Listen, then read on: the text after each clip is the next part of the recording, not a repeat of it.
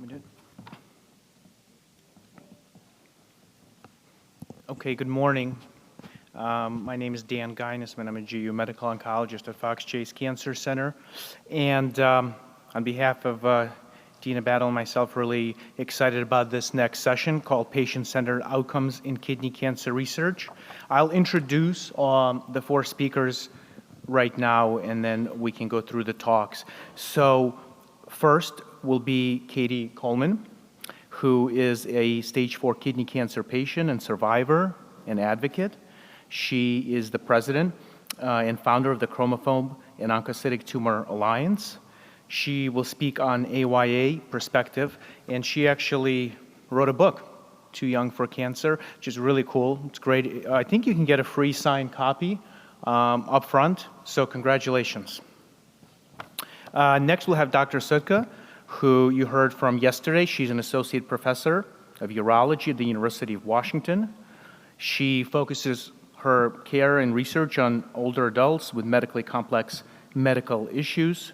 She's running a randomized trial of pre-habilitation, and she's the co-founder of the Society of Women in Urologic Oncology. And she'll speak to us about decisional regret in the management of RCC.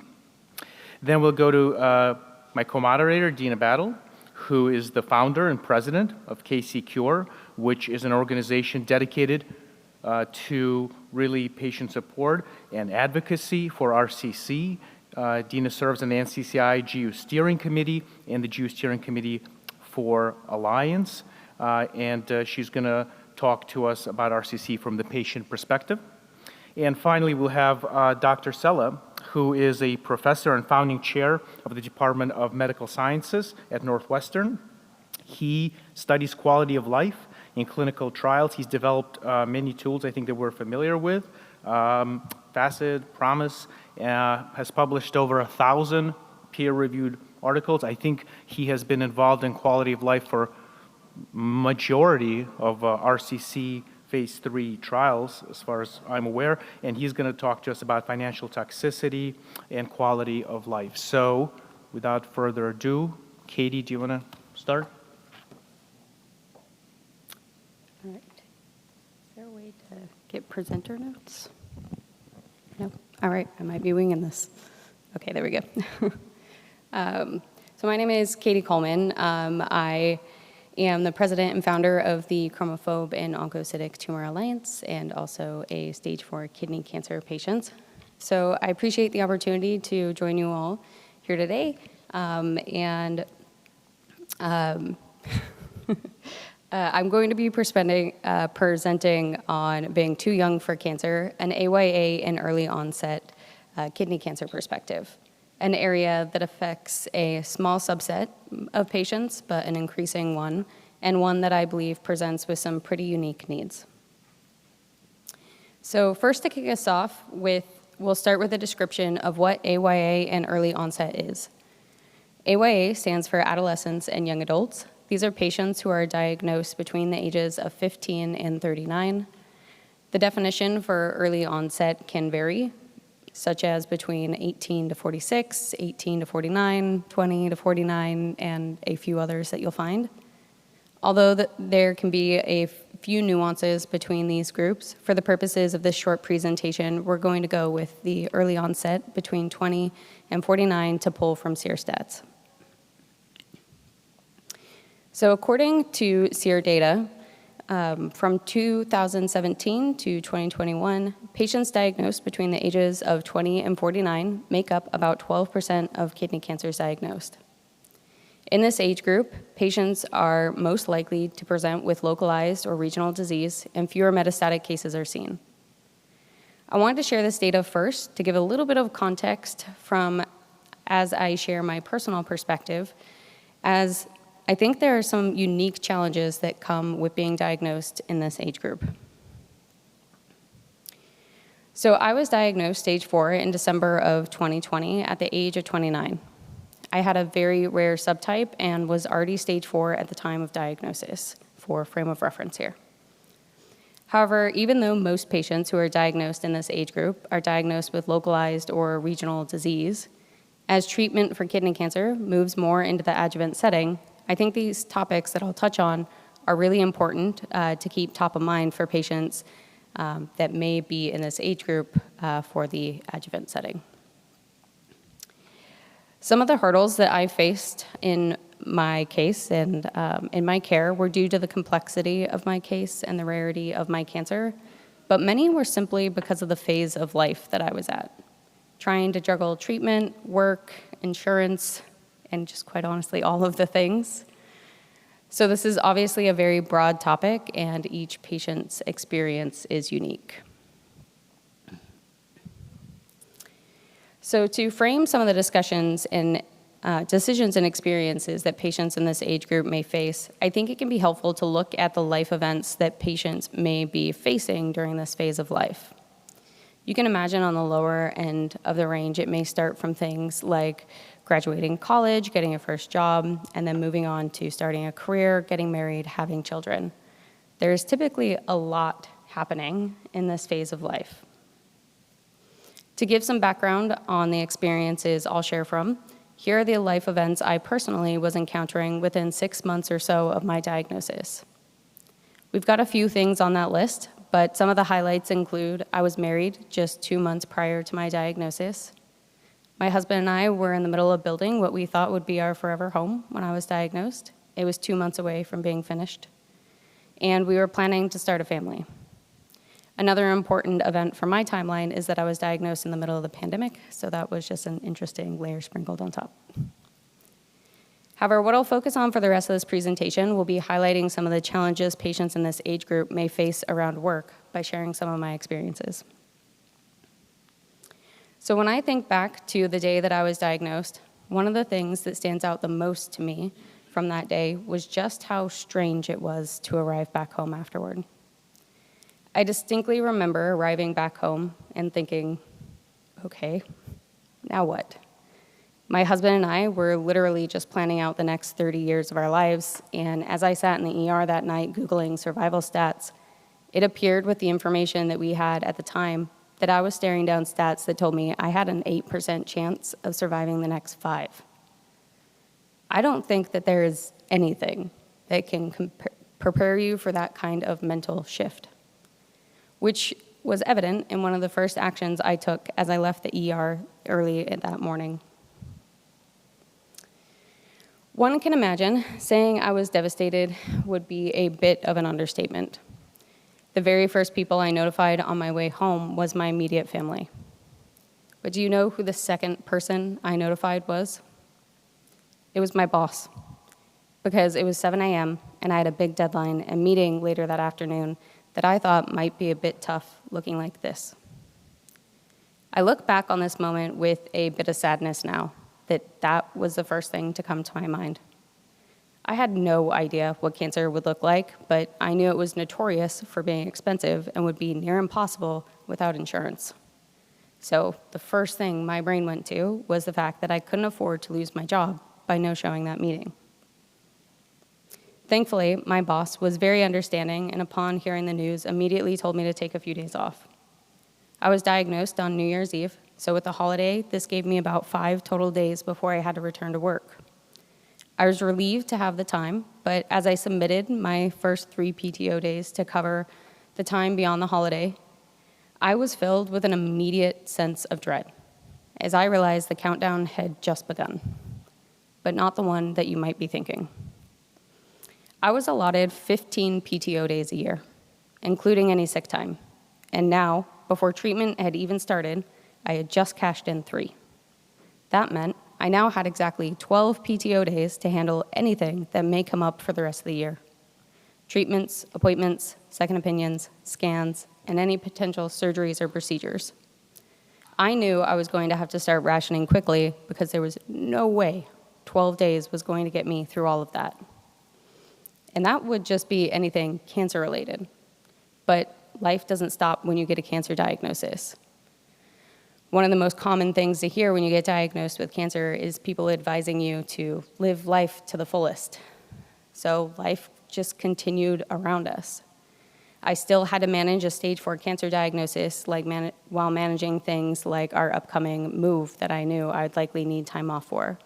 So this meant I better not even think about taking time off for my honeymoon I was planning to take. For the sake of time, here's a quick summary of how I figured I'd need to ration my days purely for healthcare needs. This is based on the assumption that everything goes right and surgery is not involved. This first version includes taking time off to go for treatment, which I had thought at the time would likely be immunotherapy requiring me to come in for treatment. However, even though I would end up starting a TKI that I took at home instead, in the beginning, I still needed to come in for labs every 2 to 3 weeks, which required a lot of time driving back and forth, as well as time waiting for the actual appointments. So as you can see, the time adds up quickly, and by the end of the year, I would end up with a negative balance using far more than the 12 PTO days I had left.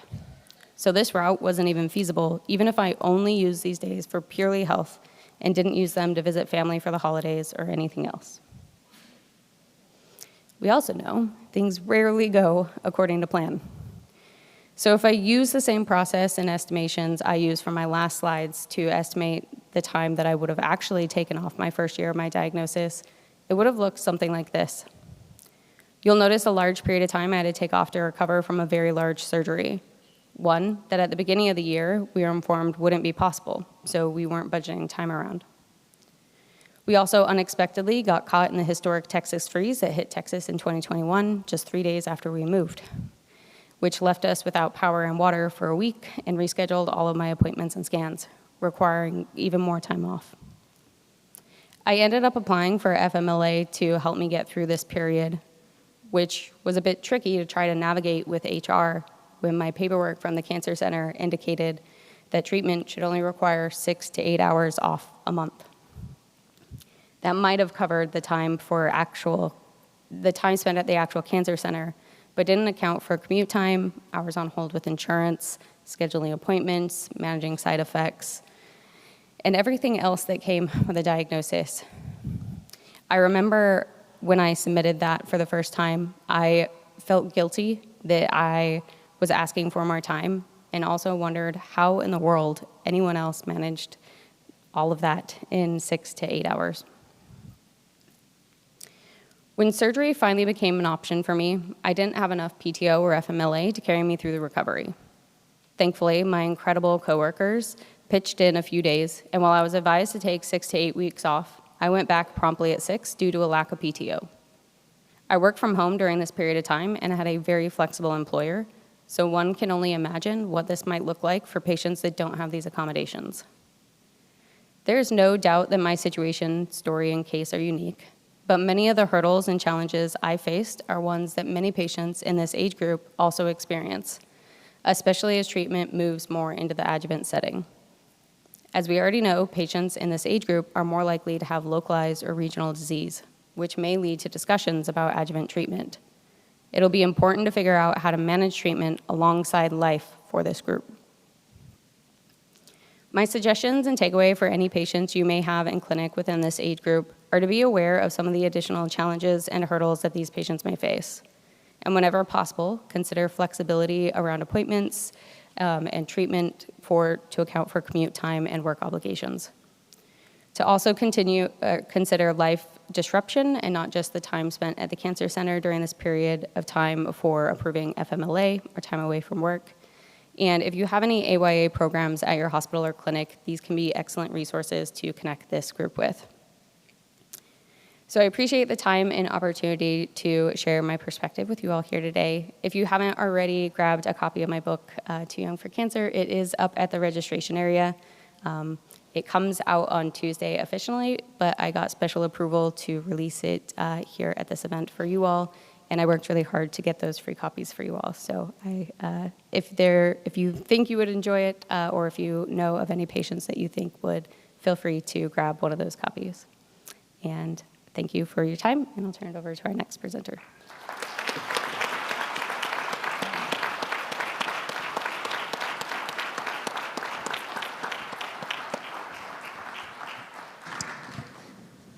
That was wonderful. Thank you for that perspective.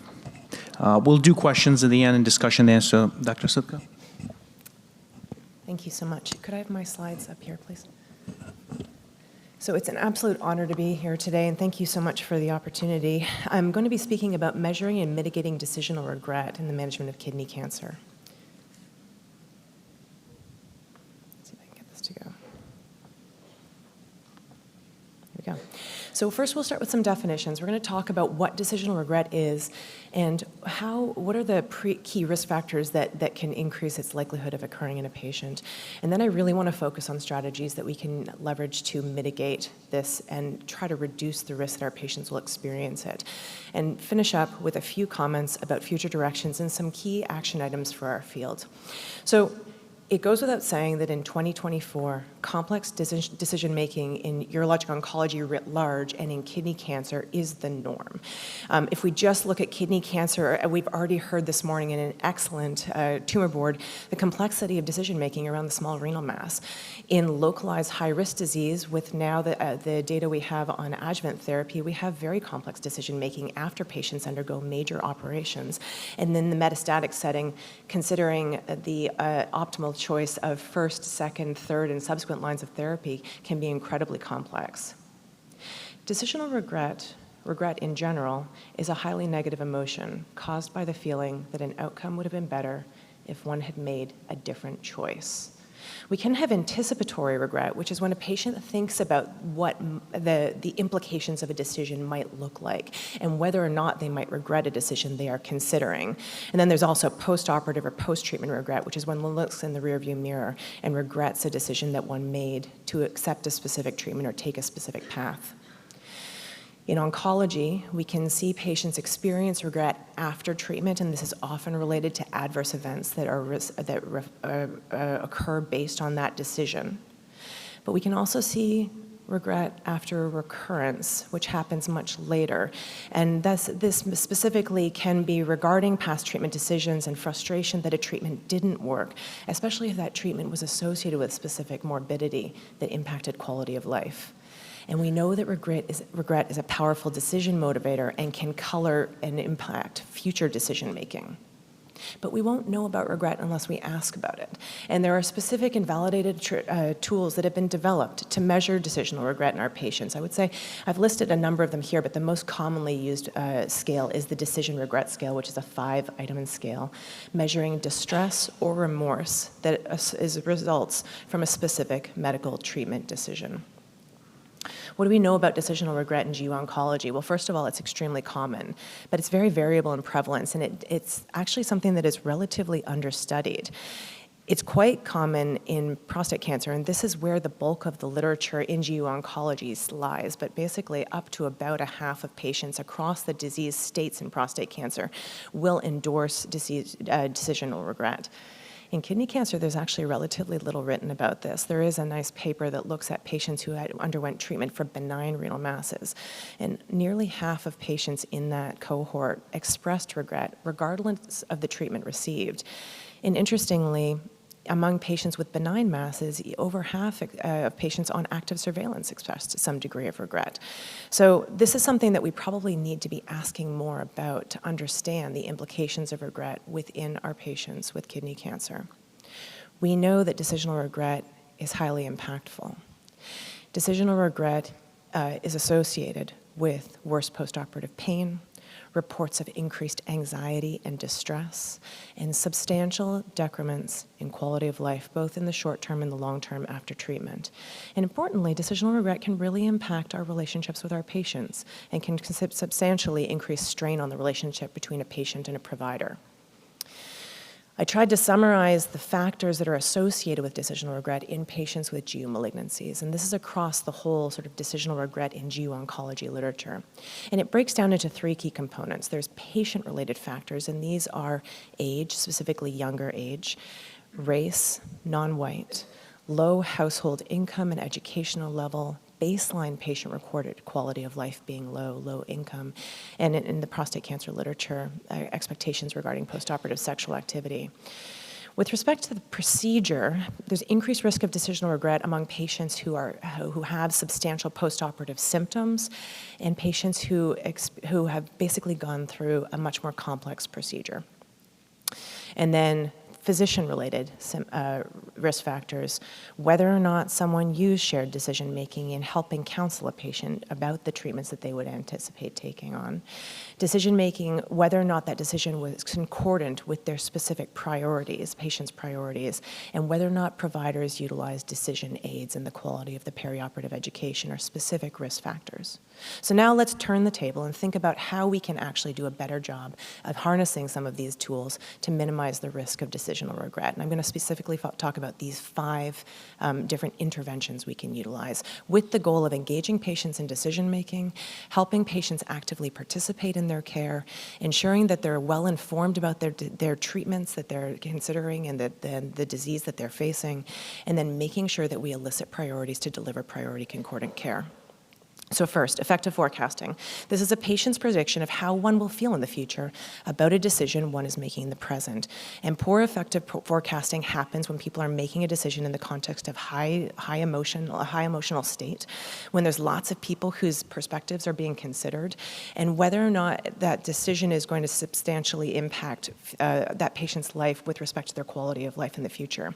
We can do a good job of avoiding poor effective forecasting by providing clear predictions and trying to reduce the emotional distress that surrounds the decision-making process. Providing clear predictions is an important part of the informed consent discussion.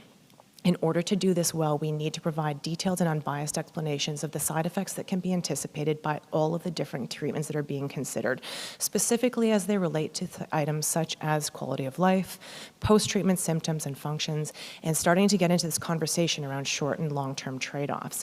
And you can use tools that actually allow you to develop personalized estimates of those risks, such as the IKCSNA24 tool, which can predict patient-specific estimates of specific postoperative complications that can help patients understand what the short-term and the long-term might look like.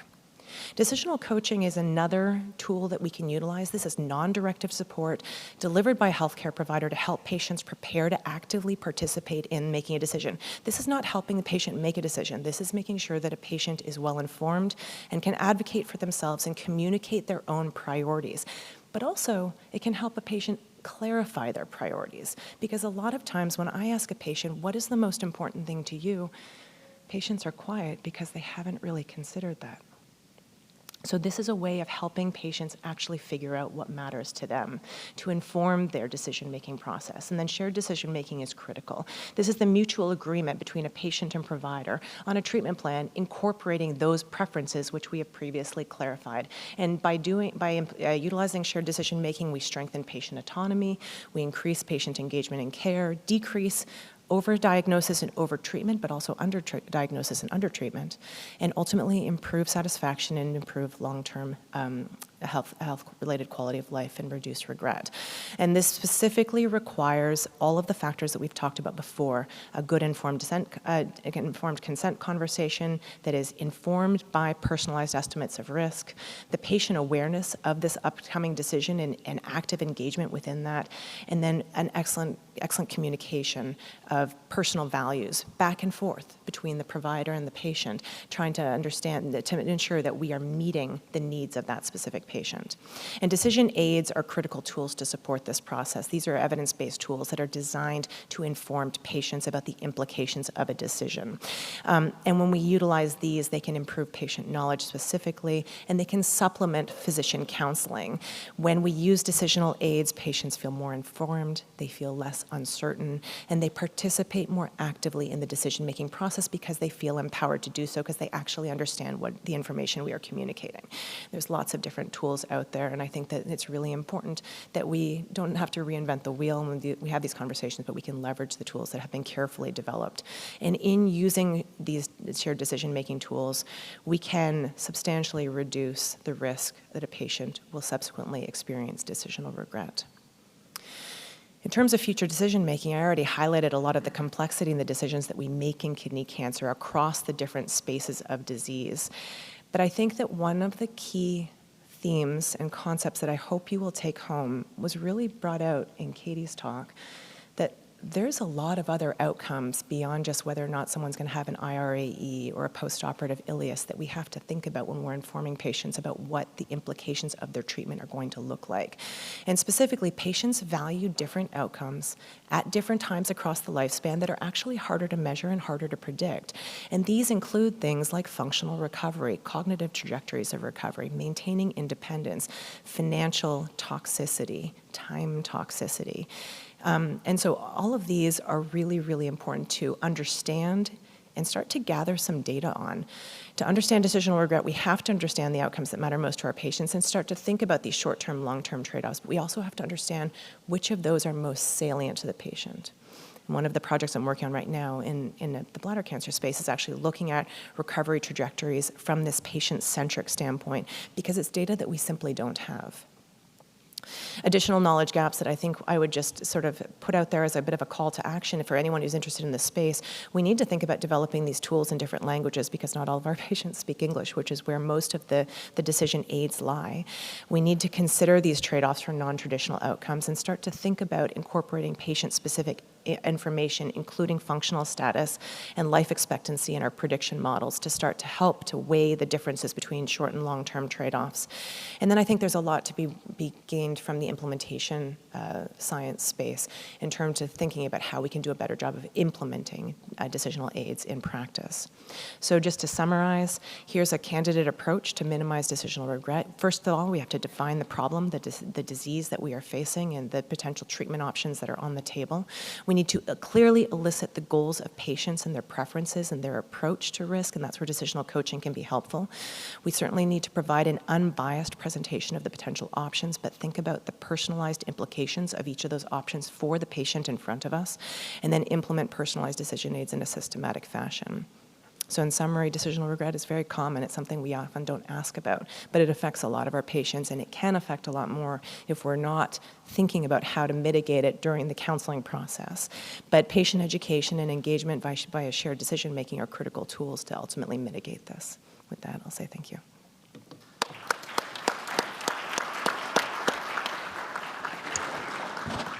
Great.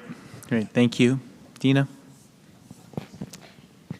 Thank you so much. I want to thank the KCA and the organizers for letting me be here today to talk about a topic that I think is critically important for patients today. I'm going to be talking about a new way that we can potentially measure and define disease burden in renal cell carcinoma, and also discuss some results from our latest patient survey.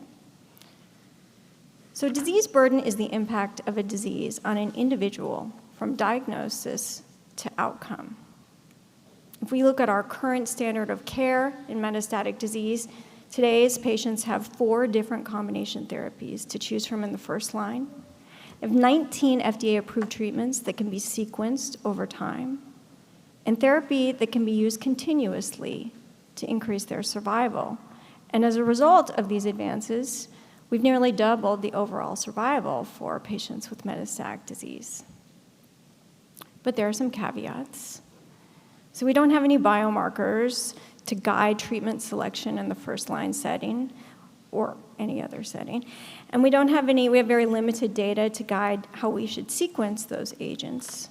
And the optimal duration of treatment is unknown. And because of that, patients today have increased time toxicity, increased financial toxicity, and what I would just call increased toxicity. So I want to propose a new framework for how we might measure disease burden in RCC, where cured has the lowest disease burden. And the highest disease burden is when patients' lives become consumed with their disease. So we'll start with a patient who's cured. What does that mean? A patient who's cured is clear of disease. They're confident that it will not progress or recur, and they have reduced uncertainty about their survival. And because of that, they're not reliant on medical care or medical treatment for their disease. They're more emotionally carefree. They're not thinking about their diagnosis, and they're not dealing with physical disruptions every day because of their disease. Now we think of the patient who's consumed the highest disease burden. These are patients that every day live with extreme uncertainty. They're unable to make short-term or long-term plans. They're heavily reliant on the medical care system. They have frequent routine and non-routine appointments, daily treatment, multiple medications, multiple doctors. They have daily prolonged worrisome thoughts and daily disruptive symptoms and side effects. So I'm going to try and give you a glimpse of what this looks like for patients today. These are results from our latest survey. Over 1,000 patients participated. 492 patients had treatment experience. And then we broke that down. So around 70% of patients were on treatment with evidence of disease. But we also had 10% of patients who were off treatment with no evidence of disease. So we can sort of compare their experiences a little bit. So looking just at confidence and uncertainty, we asked patients, how confident do you feel making plans next week, next month, and in 6 months? And patients who are on treatment with evidence of disease, 65% feel very confident about making plans next week, 51% next month, and just over a quarter of patients in the next 6 months. Now you can see if we compare this to the patients who are off treatment and have a complete response, they're significantly more confident about making plans into the future. Now we look at reliance on care. We asked patients in the last 3 months, how many clinic visits have you had? 70% of patients have had 3 or more clinic visits in the last 3 months, and over a quarter of patients have had 5 or more clinic visits. And we know from research that 1 clinic visit is a full day for most people, and you think about what Katie just showed with needing that time off. You know, that's a significant amount of time that patients are spending in clinic visits. In the last 3 months, 26% of patients reported being hospitalized. And 53% of those patients were hospitalized for 5 or more days. In the last 3 months, 82% have had 3 or more blood draws, and 43% have had 5 or more blood draws.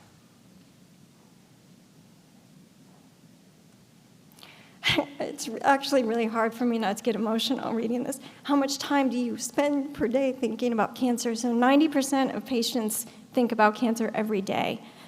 31% think about it for a few hours. 21% spend several hours. I just can't say this clearly enough. 52% of patients spend hours every day thinking about cancer. Now we look at it for the patients with the CR, and we see a substantial, a really significant reduction.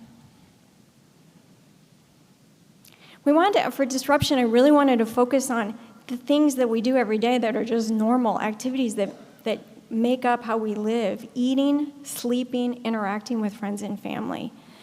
44% of patients on treatment say that their cancer always or often impacts eating. 43% say their cancer always or often impacts sleeping, and 37% say that cancer always or often impacts their ability to interact with their friends and family. And this is what it looks like for patients off treatment with the CR.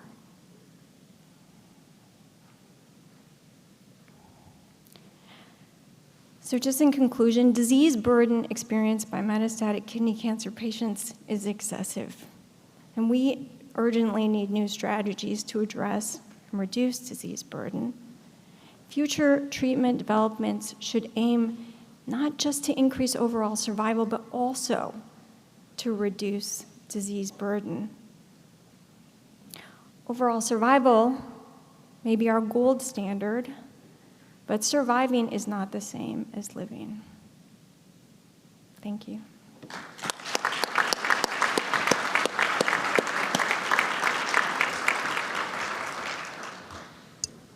Yeah, that was very powerful and provocative, so thank you, Dr. Sella.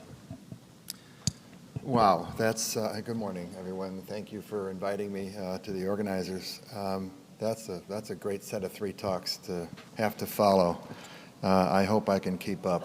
I was asked to talk about financial toxicity and quality of life. I'm gonna broaden that financial toxicity concept into social determinants of health, because I think we start by thinking about the impact of cancer treatments on patients' finances and the burden that they experience, and it certainly is great, particularly with expensive treatments these days. But it's also important to consider, what's the starting point for that patient? Where do they live? The location or where your patients live is very important in determining to a great extent how they're going to do on a treatment. Fortunately, that's offset by finding ways to make sure they actually take the treatment that you're recommending, or that you're recommending together. But place matters. Zip code does matter. So the objectives are to understand how to measure social determinants of health, including financial burden and toxicity, and to connect those social determinants to quality of life as it relates to kidney cancer. And I start with this. This comes from the Institute for Clinical Systems Improvement, and illustrates the point that healthcare accounts for about 20% of health and health in a health equity framework. Health behaviors, that is what people do, whether that's smoking, drinking, not exercising or exercising, sedentary lifestyle, account for 30% of health and life quality. The physical environment, zip code, and what's in your neighborhood, 10%. And socioeconomic factors, the so-called, all those social determinants, 40% of health and health equity. So, the 20% that you provide is really done is provided in a context that's wrapped around where the person lives and what's in their social environment and what's not in their social environment. Now, we at our institution, probably like you at yours, are now increasingly required to measure and work on social determinants, and there are many examples of social determinant of health measures out there.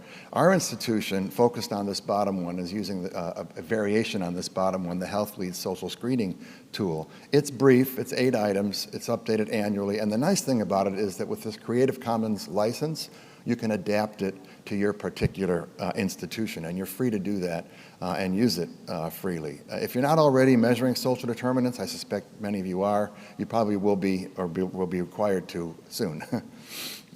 So this is the Health Lead Screening Tool, and I won't go through each one, but it does ask about food security, utilities in the house, having stable housing, access to child care, being able to, not being able to see a doctor because you couldn't afford it, having a way to, transportation, having a way to get to care, and needing help reading hospital materials, which could be a sign of low literacy or at least low health literacy, and loneliness, lacking companionship. So this is what's covered by this particular questionnaire. And as I say, some of your patients are probably being given this as a screening tool. I hope you'll pay attention to what they say.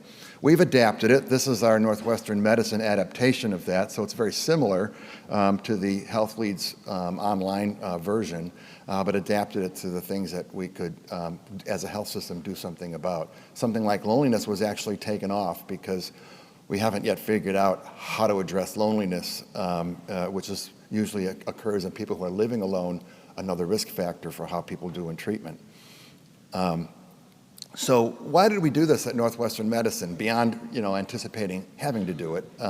We've already have to do it in the inpatient setting and in primary care. It's not yet required in oncology. But our aim really is to screen all patients eventually for social determinants and then to be able to act on those needs. And so we did, starting in 2021, we did pilot work across multiple sites, looking at the methods used, the people that were assigned to do the work, and what assistance was provided to was needed by the patients, and looked at these domains of medical home, medication affordability, transportation, food insecurity, housing instability, and mental health. All things that were only included because we had a system in place to actually do something when somebody sought help in one of these areas. And then there's been a system-wide rollout in the 2022 to 2023 setting, including some specialty care pilots. Not yet made it into oncology, but as I say, it's coming. So looking ahead, there are other social determinant measures that are available in the EHR. We have race, ethnicity, language preference, sexual orientation, gender identity, interpersonal violence, disability status, payer status, and zip code. All of these things can contribute to outcomes, all treatment being equal in kidney cancer, for example. There's a CMS mandate for 2024 to collect food, housing, transportation, and interpersonal violence and utility access. These can be translated into ICD-Z codes, and yet there's still no national or even de facto standard for how to measure most of this. All that CMS currently mandates is literacy assessment in orthopedics and literacy in transportation for inpatient rehabilitation, where they have actual prescribed questions that are required to ask. So a lot of these social determinants you've noticed come as patient-reported outcomes, patient-reported data. So we are actually getting this information by asking patients. I do patient-reported outcome measurement, as you heard, and have often asked to make the case for why we should be asking patients how they feel. I sense this is not the group that has to be convinced, certainly not the panel that has to be convinced. They did a good job of showing that. But I believe it is the best way to leverage improved care. By improving the patient's experience, their outcomes, and their values in ways that really matter in patients' lives. So traditionally, we think of the healthcare value as outcomes over cost. I would argue that it's just as important to consider it as patient-reported outcomes. How's a person actually living relative to the cost to get them there? This is a group, now this slide's actually a year or so old, and the landscape is even more diverse. Dina talked about the 19 approved drugs and the 4 different options for first-line therapy. It's so different than things were 30 years ago. I certainly don't need to tell you this, but this is the setting in which we have the pleasure of working now relative to previously. And this is just a summary of some of the clinical trials that have looked at quality of life. And some found differences, some did not. So for example, Checkmate 214 did find differences, whereas Keynote 426 didn't. Checkmate 9ER is one that actually showed not only the survival advantage, but a quality of life advantage, which is unusual to see in oncology studies, where usually it's kind of a no difference in quality of life with a survival advantage. And the CLEAR trial also had some significance. So this NCCN FACT symptom index, the so-called FIXI-19, which has been used in many of these trials, started from work with the NCCN focusing on 11 different tumors, which included kidney cancer, and used 50 patients in interview and also clinician experts to adjudicate the patient input and create this FIXI-19.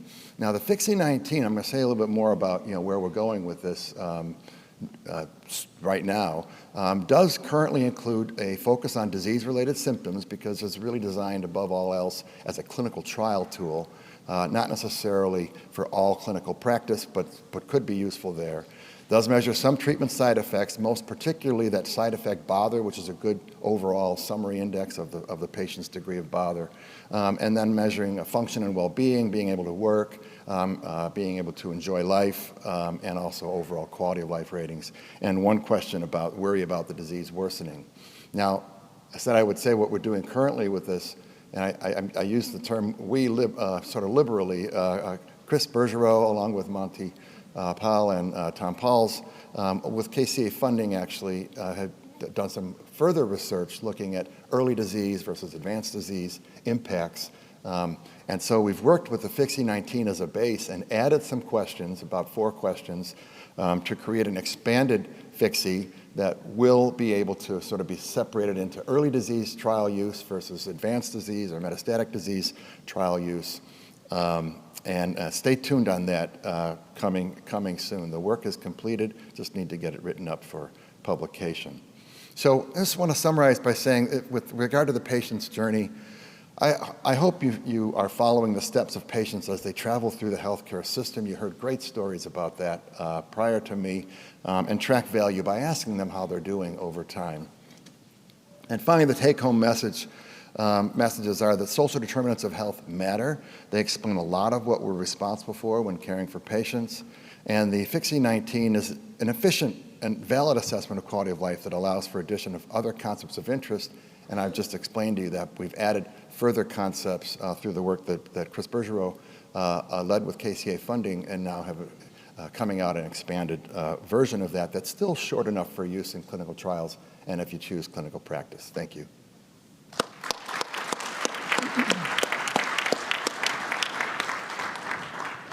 Great, thank you very much. This is the time for questions.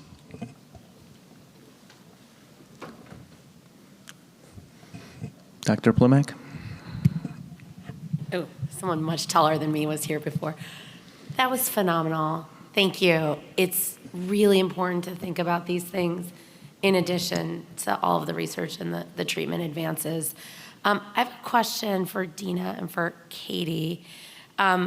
Personally, our family has been touched by metastatic cancer recently. In the last 4 years, 2 of our family members, and they lived and are living between cure and consumed on this paradigm. And I'm looking at all of the survey results. They're doing all those things. They're going to appointments, they're getting blood drawn, they have infusions, they're thinking about their cancer, but also trying to live during that time, with all of that, during that time. And I've learned a lot from them, but find it hard to bring directly to patients in clinic. We have a short amount of time, and my job is to talk about all the medical stuff. Is there anything you feel like care providers can bring to sort of help them live? Because I think they all have that question, and I'm not sure where they're getting answers to that. I think for me, one of the biggest things that helped me, you might have seen me on stage presenting today, but if I walked into any of your clinics as a patient for my first appointment, I was a completely different patient. And I was completely consumed by my disease. And one of the biggest things that helped me was connecting with other patients and patients that had shared experiences. Not every patient wants to do that, but I think one of the greatest resources care teams can provide patients with is access to resources. So connecting them with the kidney cancer nonprofits that have these resources to connect patients or connect patients with additional information. Because once I started feeling more educated about my disease and more confident from talking with other patients, it really changed my mindset. Yeah, I think Katie did a great job of talking about, connecting them with other patients is crucial. I'm so thrilled that you actually just used the term cured versus consumed, because I really think even just talking and using that term consumed and forces recognition of what that burden is like. I hope that as clinicians, a takeaway here is as we think about trial development and drugs for the future, that we're really thinking about how do we stop continuous therapy and how do we move patients, even if we can't get them to cure, how do we reduce the requirements and interaction with the healthcare system. So I would say, you just made me happy by even saying it. It's great. So. I think it has legs. Thank you. Thank you. Thank you for coming. I guess my question is also for Katie and Dina. So I really like, Dina, you're talking about toxicity versus financial toxicity and maybe psychosocial toxicity. And I guess, Katie, you talked about that in particular from the perspective of someone younger when diagnosed. So what is a path forward? Many of these aspects seem almost impossible for me to change and to envision the change. So how do we get to change for some of these things? For example, Katie, having to sort of ration your limited days off so that you can keep your job, so that you can keep your insurance, those seem like problems that we should start to be thinking about as a community. One thing I would say is these are not simple fixes in any way, shape, or form, and this is going to take a significant amount of time. Even if just we begin to acknowledge the time and the burden on patients. I often see people throw out like, oh, we can refer more patients for psycho-oncological support, which is great, except we have just added another doctor that they have to go see and a new appointment that they have to schedule, And I think even just having awareness that that's what is happening at least helps us start to think about it a little bit differently. Yeah, I think for me, I would say probably, like I shared that difficulties I had with FMLA and trying to get approved time off for my surgery specifically. And I think making sure that the paperwork, as it kind of goes through the systems, that it's kind of built to like help understand and fully encompass not just time spent at cancer centers, but the entire kind of life disruption for patients. And I'll say just as a takeaway for, I know this isn't patients that are in your clinic, but for the patient advocates that are here, one big thing that you can do is a lot of patient advocates that come to these conferences are taking time off work, and you've seen how limited PTO time we have. So if you can take the time to acknowledge them and invite them to your dinners out, it really makes an impact, and then advocates go back and share information with your patients as well. If I can just add one comment there, I do think that something that you've hopefully heard is that the most important, I'd say, concept here is to actually ask about it, to ask about treatment burden in the visit. And I think that giving patients the space to know that those are okay concerns to bring to the physician completely changes the dynamic of the relationship. I think there are some key actionable changes that every provider can make that will reduce treatment burden. You can stack appointments. You can leverage telehealth to minimize travel time and try to reduce the financial toxicity of how much people pay for gas to get to their appointments. I have patients who fly from Alaska to see me. They don't need to see me for their survivorship visits unless they need a physical exam. I can work with partners in the community if they need a physical exam, but I can do a telehealth visit with them. So I think that there are things that we can do that are just tiny changes that can be responsive to those needs.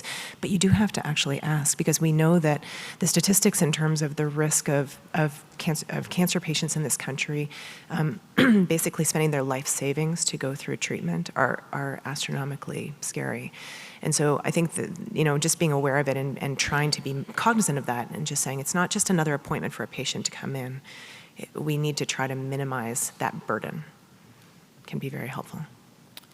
Incredible talks, Eric Yonash and MD Anderson. And I think you've answered the question I wanted to ask is, on Monday morning, what can we as physicians do? What are the 2 or 3 things that we can do to decrease the burden on patients? That, we obviously can't change the way the clinical trials are designed at this moment that are ongoing, but what are the 2 or 3 little things we can do that can make a big difference?